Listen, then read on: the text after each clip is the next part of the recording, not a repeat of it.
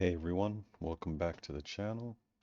I'm super excited to see so many of you interested in my video about the Dagger build, and today I'll be diving into how to effectively heal and deal damage in dungeons, as well as tips for PvP, whether you're solo or in a group. First up, let's talk about the gear I recommend for all content. Remember, these are the pieces that have worked really well for me, so feel free to tweak them based on your own playstyle. I'll have the links for the builds in the description. So this is the blue gear I planned to get eventually in NA.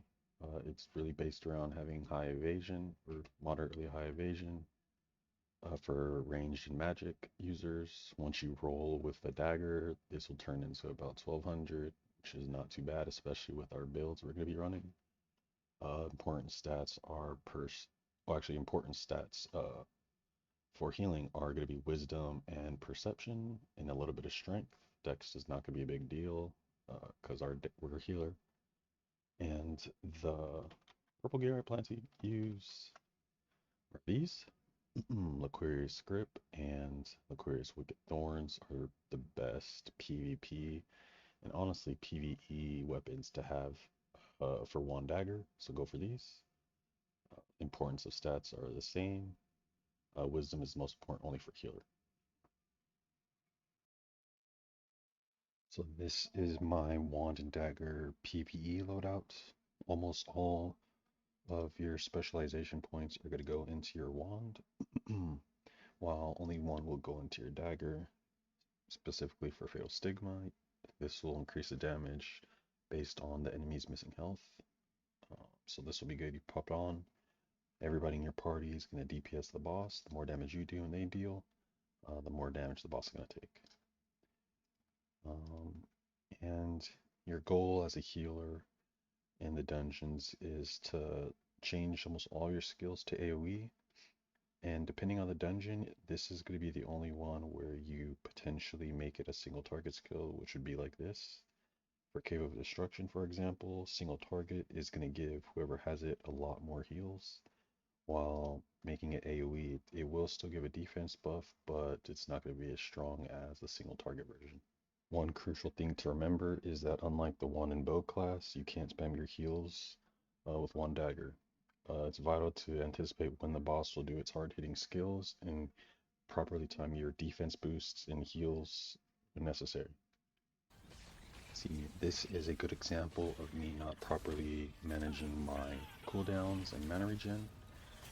You want to make sure that you're hitting all your Q box and healing at the right times with proper defense buffs, or you'll end up in situations where you can't keep your tank alive and potentially wiping your party.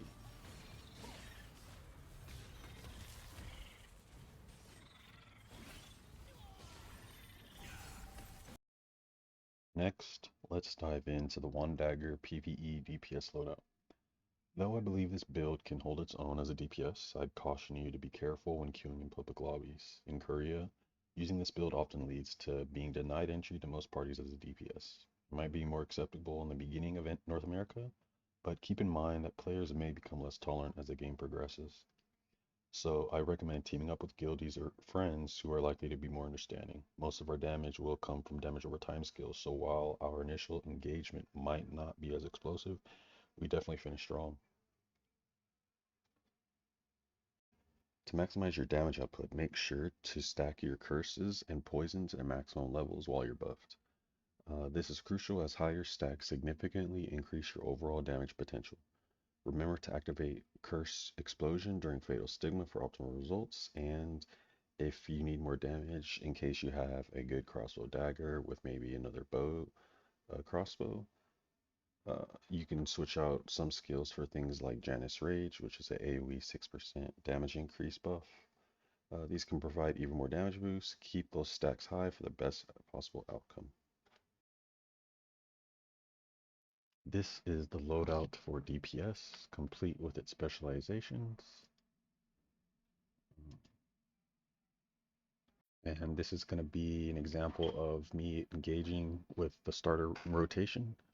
Our goal will be to apply the curses and get them stacked up to 3. We want to have 20 stacks of poison.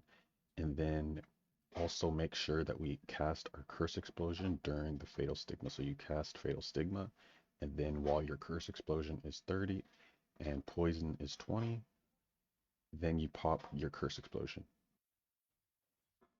Finally, let's talk about the Wand Dagger PvP build.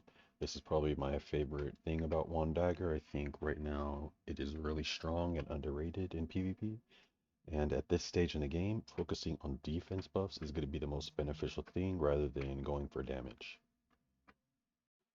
Most of your significant damage will come from Curse Explosion, which will be achieved through using Touch of Despair, Decaying Touch, and our poison stacks.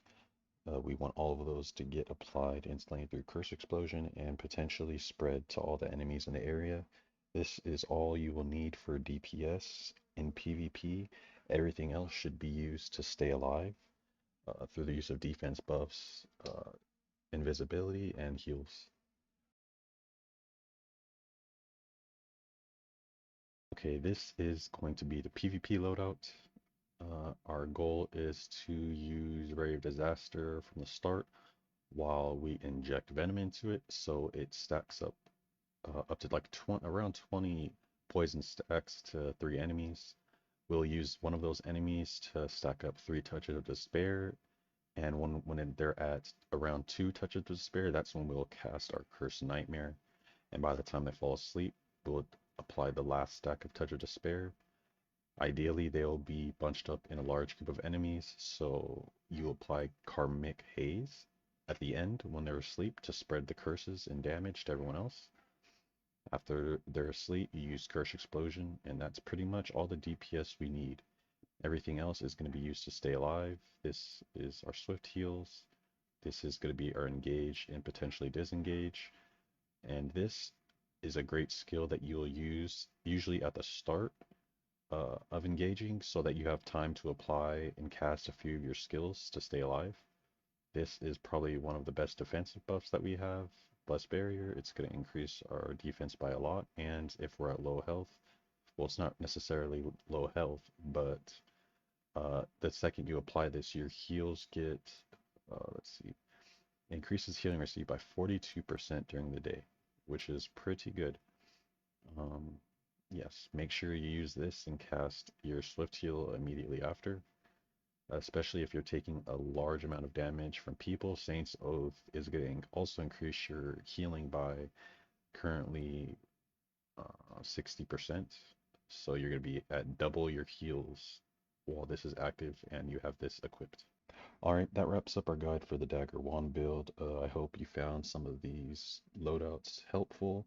If you have any questions or want to share your experience, drop a comment down below. Thank you.